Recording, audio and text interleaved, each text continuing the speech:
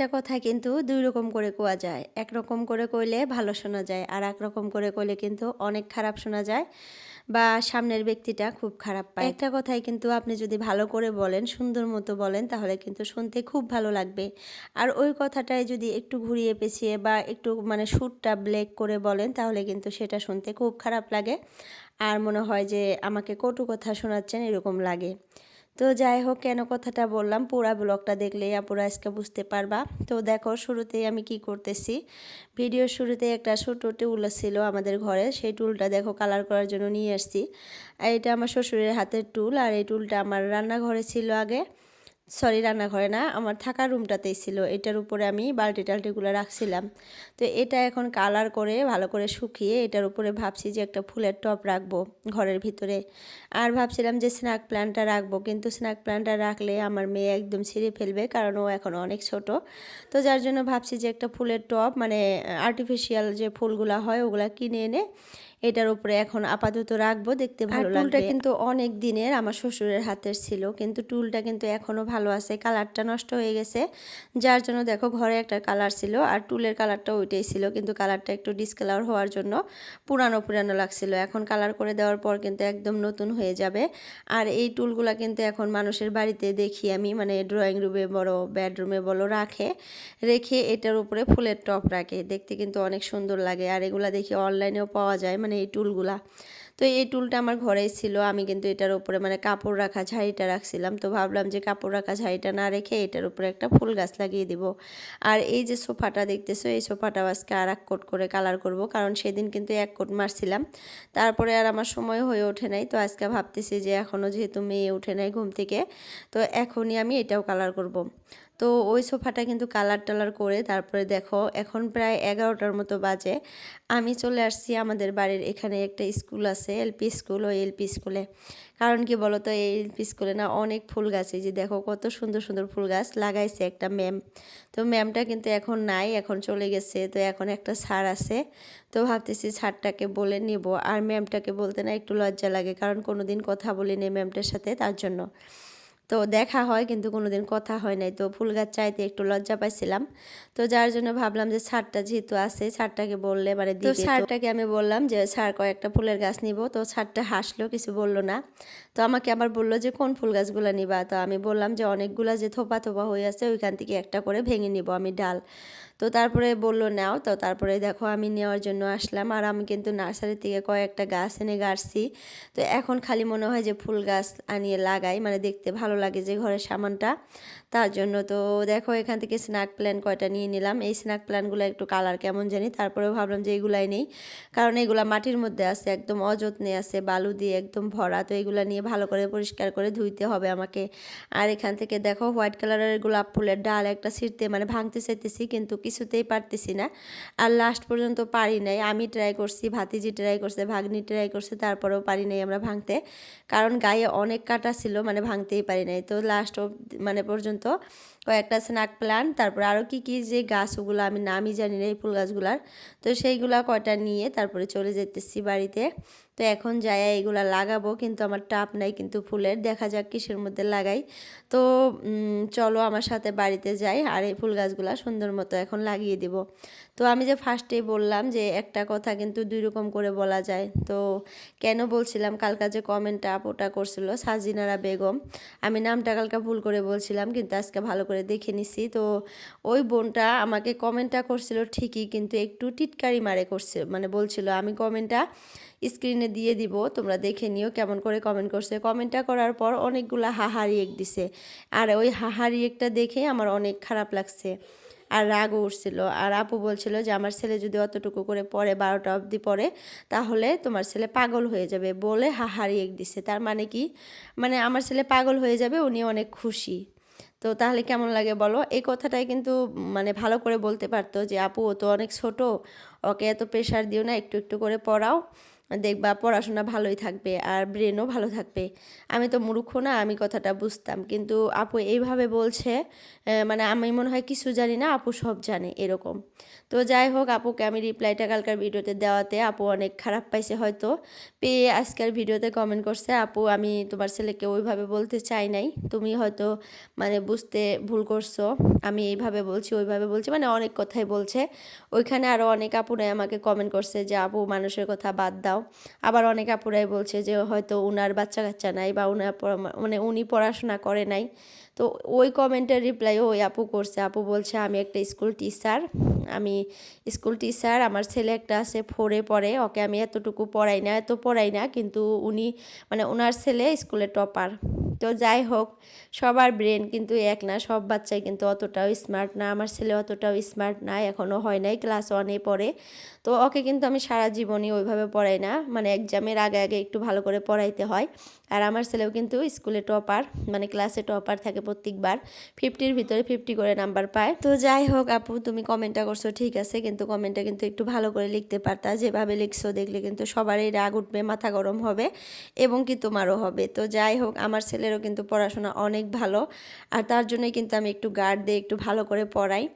আর আমাদের এখানে আরও অনেক বাচ্চা কাচ্চারা আছে, তাদেরকে মায়ের বাবারা একটু মানে পড়াশোনার ধ্যান দেয় না, তাদেরকে পড়ায় না, আর তারা কিন্তু ওইভাবেই নাম্বার পায়, 50-র ভিতরে 20, 10, 25 এরম করে। আমি কিন্তু সেটা মেনে নিতে পারবো না, কারণ আমার বাচ্চার জন্যই আমার সব কিছু, আমি সব কিছু করি আমার বাচ্চা দুইটার জন্য, আর তাদের জন্য আমি অনেক কষ্ট করি, তার জন্যই কিন্তু আমি রাতের 11টা পর্যন্ত আমার ছেলেকে পড়াই। আর আমার ছেলেটা কিন্তু অনেক ছোট এখনও, মানে 1-এ পড়ে, তো ও অতটাই কিন্তু বোঝা শেখে নাই যে ও নিজের পড়াটুকু নিজে মানে খুব সুন্দর করে পড়া শিখে নেয় এখনও। একজন যদি পড়ায় ভালো করে তাহলে কিন্তু ও ঠিকমতো পড়তে পারে। আমি যদি ওর বগলে বসে বসে পড়াই তাহলে দেখা যাবে যে ওর 1.5 ঘন্টার মধ্যে সব পড়া ক্লিয়ার। আর যদি একটু দূরে যায় তাহলে কিন্তু ও ভালো করে পড়ে না। আর আমি কিন্তু সবসময় ওর মানে কাছে বসে থাকতে পারি না, কারণ আমার আরও কাজ থাকে। তো আমি 9টা পর্যন্ত আমার কাজটা সেরে, মানে ভিডিওর কাজ, অনেক কাজ থাকে, আরও ঘরে অনেক কাজই থাকে, যেহেতু আমি একটা সাংসারিক মেয়ে। তো সব কাজ শেষ করে তারপরে ওর কাছে আমি যেতে পারি, তারপরে ওকে পড়াই। আমি 2 ঘন্টা বা 3 ঘন্টা পড়াই, ওকে রিভিশন করাই সব কিছু, তারপরে কিন্তু সব শেষ করি, তারপরে ও ঘুমাতে যায়। কিন্তু আমার ছেলে কিন্তু মানে মেন্টালিটি এখনও ঠিক আছে, ও পাগল হয় নাই আপু। আর তুমি এগুলো দোয়া করো না বাচ্চাদের জন্য, মানুষের তুমি একটু ভালো দোয়া করো। তো যাই হোক, এখানে কিন্তু ওই মানে ভিডিওটাতে অনেক আপুরাই আমাকে খুব সুন্দর সুন্দর কমেন্ট করছে, দেখে আমার অনেক ভালো লাগছে। তো যাই হোক, তোমাদের সবাইকে অসংখ্য ধন্যবাদ। আমার ওই ভিডিওতে যে যে আপুরা ওই কমেন্টটা নিয়ে ভিডিও মানে কমেন্ট করছে, সেই আপুদের কমেন্টের তলে যেয়ে ওই আপুটা কমেন্ট করছে যে আমি স্কুলের টিচার, আমি পড়াশোনা জানি না, তাও স্কুলে জব করি, আর তোমরা অনেক পড়াশোনা করছো, তোমরা ঘরে জব করো। তো যাই হোক আপু, জবটা কিন্তু কপালেরও কথা, আগের জব বাদ দিয়ে দাও ওগুলা। অনেক দেখছি আমরা মেট্রিক পাস করে জব পাইছি, আর আমরা বিয়ে পরে তাও জব পাই নাই, কারণ ওইটা কপালে নাই। তো যাই হোক, পড়াশোনা করলে যে জব করতে হবে, আর মানে পড়াশোনা না করলে যে ঘরে কাজ করে, এটা আপনাকে কে বলছে বলুন তো? অনেক অনেক পড়ালেখা মানুষ আছে যারা ঘরে বাচ্চাদের টেক কেয়ার করে, ঘর সামলাইতে ভালোবাসে। তো যাই হোক, তোমার কথার সাথে আমরা আর পারলাম না। তুমি ভালো থেকো, সুস্থ থেকো, তোমার বাচ্চার খেয়াল নিও, মানুষকে মানে মানুষেরটা বাদ দাও, মানুষ কী করে করুক, মানুষেরটা নিয়ে মানুষকে পড়ে থাকতে দাও। তো আমার বাচ্চার কথা আমি ভালো বুঝবো, ভালো দেখবো, আমি কিন্তু সবসময় আমার বাচ্চার ভালোই চাইবো, তোমার বাচ্চার কিন্তু তুমি ভালো চাইবা। তো যার যার বাচ্চার কিন্তু সেই ভালোটা চায়, কেউ কিন্তু খারাপ চায় না, কোনো মাই চায় না খারাপ হোক। তো আমার বাচ্চা পাগল হবে না কি হবে সম্পূর্ণটাই আমি দেখব। তো তুমি খারাপ পেও না, তুমি কমেন্টটা করছিলা তার জন্য আমি রিপ্লাইটা করছিলাম, তার পরবর্তীতে তুমি ওই ভিডিওতে আবার অনেক কমেন্ট করছো।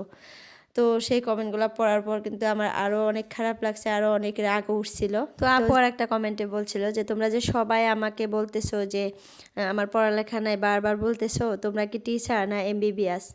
তো খালি টিচার বা এমবিবিএস হলে কি ব্রেন থাকে বা ট্যালেন্ট থাকে বা কোনো জেনারেল নলেজ থাকে? এমনি মানুষের থাকে না?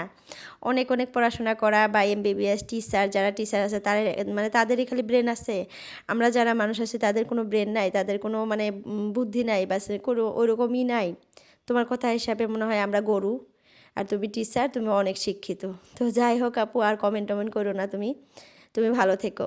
তো আর একটা আপুর কমেন্ট পড়ি আমি, আসাম ভিলেজ লাইফস্টাইল আইডি থেকে আপু বলছে যে আপুর ওয়াচ টাইম মানে ফিল আপ হয়ে গেছে, আবার 1K সাবস্ক্রাইবারও হয়ে গেছে, কিন্তু এখন পর্যন্ত মনিটাইজেশন 1-এর মানে ইটা আসে নাই এখনও, মানে অপশনটা আসে নাই।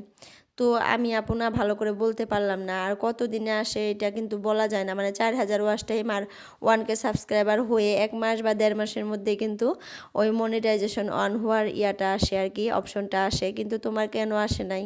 আমি কিন্তু ওরকম প্রফেশনালভাবে আমি এগুলা মানে বুঝতে পারি না। এগুলা কিন্তু সব কিছুই আমার ভাই আমাকে দেখে দেয়। আমার ছোট একটা ভাই আছে, ও কিন্তু এগুলার বিষয়ে খুব ভালো জানে। তো আমার যদি একটু প্রবলেম হয় ওই কিন্তু সব সলভ করে দেয়, তার জন্য কিন্তু আমি ভালো করে বলতেও পারলাম না। জাস্ট আমি ভিডিও করি আর এডিট করে ছেড়ে দিই। আর ভিডিও মানে এই ইউটিউবের বিষয়ে যত কিছু ঘাটাঘাটি মানে ঠিক করতে হয়, চ্যানেল কিভাবে সেট আপ করতে হয়, সব কিছুই কিন্তু আমার ভাই করে দেয় আমাকে। তো তোমার হয়তো আসবে বা ওরকম ভালো মানুষকে তুমি দেখাও, কেন আসতেছে না? আর ওরকম কিন্তু ইউটিউবার থাকে আশেপাশে, যদি আসে ওদেরকে তুমি ভালো করে দেখাইতে পারো বা শুনতে পারো ওদের কাছে। দেখো ইফতারের জন্য রেডি করতেছি সব কিছু। তো পুরি ভেজে নিছি আজকে, কিন্তু পুরি দিয়ে আমরা ইফতার করব আজকে, আর কি বিরিয়ানি করব না। তো পুরি আর এখানে দেখো বোড়া ভাজতেছি। তো বোড়া ভাজতে এসে এই যে কড়াইটা দেখে আমার একটা কমেন্ট মনে পড়লো। সাবিনা আপু কালকে বলছে যে আপু তোমার এই যে আগের বাসনগুলো না তুমি একটু একটু করে চেঞ্জ করো, কারণ এই ঘরে এই বাসনগুলা মানায় না। তো আসলে আপু ঠিকই বলছো, এই বাসনগুলা মানায় না, আমি চেঞ্জ করতে চাইছি, বিশেষ করে এই কড়াইটা। তুমি হয়তো এই কড়াইটা দেখেই আমাকে কমেন্টটা করছো, আমি বুঝতে পারছি। তো আপু কি কথা জানো, এই কমেন্ট মানে কড়াইটাতে আমি ভাজা পোড়া করে এত আরাম পাই। আমার কিন্তু অনেক কড়াই আছে, আরও 4-5টার মতো কড়াই আছে, কিন্তু আমি এই কড়াইটার মধ্যে যত ভাজা পোড়া তেল টেল দিয়ে করা খুব সুন্দর হয়। মানে চাইলে আমি এই কড়াইটা কিন্তু এখনই চেঞ্জ করতে পারি, কারণ মানে কিন্তু করি না, কারণ এটার মধ্যে যে বড়া ভাজা, তারপরে পুরি ভাজা, মানে যে কোনো ভাজা পোড়া জিনিস করতে এত ভালো হয়, মানে একদম কালো হয়ে গেছে যে তেলটা লেগে ধরে না, মানে খুব সুন্দর ভাজা পোড়া হয়, তার জন্য কিন্তু করি। তো আমি ভিডিও করতে চাই না এই কড়াইটার মধ্যে, আবার না করলেও তো হয় না এরকম, তো তার জন্য কিন্তু করি। আর আস্তে আস্তে করে চেঞ্জ করার ট্রাই করবো ভাবছি। ফুল গাছগুলা এনে তারপরে বয়াম টয়াম কেটে ফুল গাছগুলা সুন্দর মতো লাগিয়ে ঘরের সামনে আমি সুন্দর করে সেট আপ করে দিলাম। তোমরা হয়তো দেখতেছিলাই, আমি ভিডিওতে কমেন্টে রিপ্লাই দিতেছিলাম, কথা বলতেছিলাম, তোমরা কিন্তু ওগুলা দেখতে পারছো, আমি তোমাদের সাথে ওগুলো শেয়ার করছি আর এই কথা বলছি। তো এখন দেখো ইফতারটা তোমাদের ভাইয়া সুন্দর মতো সার্ভ করলো সব কিছুই। তো পুরি দিয়ে আজকে একটা সবজি দিয়ে খাইছিলাম, সবজিটা আমি বানাইছিলাম আলু, তারপর পাপিয়া, সয়াবিন আর বুটের ডাল দিয়ে, খুব সুন্দর করে, খুব টেস্টি হয়েছিল সবজিটা। আর এটা কিন্তু সেহেরির, তো সেহেরিতে আমি আইর মাছ দিয়ে, আলু দিয়ে, টমেটো দিয়ে রান্না করছিলাম, শাক ভাজি, মাছ ভর্তা, বড়া আর দুধ, কলা দিয়ে কিন্তু সেহরিটা করছি, আর আমরা দুজনেই কিন্তু সেহরি করি। তো যাই হোক আপুরা, আজকের জন্য ভিডিওটা আমি এতটুকুই রাখতে চাইতেছি। আমার ভিডিওর এই পর্যায়ে এসে আপুদের কাছে একটা রিকোয়েস্ট, যদি কোনো আপু বা ভাইয়া নতুন আসো প্লিজ চ্যানেলটা সাবস্ক্রাইব করে অল নোটিফিকেশনটা ক্লিক করে রাখো, এতে করে যখনই আমি একটা নতুন ভিডিও আপলোড করব তোমাদের মোবাইলে নোটিফিকেশন পৌঁছে যাবে, আর সময় করে তোমরা আমার ভিডিওটা দেখতে পারবা। আর যদি আমার ভিডিওটা ভালো লাগছে বা কেমন লাগছে কমেন্টের মাধ্যমে কিন্তু তোমরা জানাতে পারো। তো এখানে দেখো 2টা কলা নিয়ে নিলাম দুজনের জন্য, তো কলা দিয়ে দুধ দিয়ে খাবো লাস্টে। আর ভাত টাত খাওয়ার পর দুধ দিয়ে কলা দিয়ে একটু ভাত খেলে কিন্তু অনেক ভালো লাগে। তো আজকের জন্য ব্লগটা এতটুকুই রাখলাম। বাই বাই, আল্লাহ হাফিজ, সবাই সুস্থ থেকো, ভালো থেকো, আর সবারই রমজান মাসটা ভালো কাটুক, আর সবাইকে আল্লাহ 30টা রোজা রাখার তৌফিক দান করুক, এটাই সবসময় কামনা করি।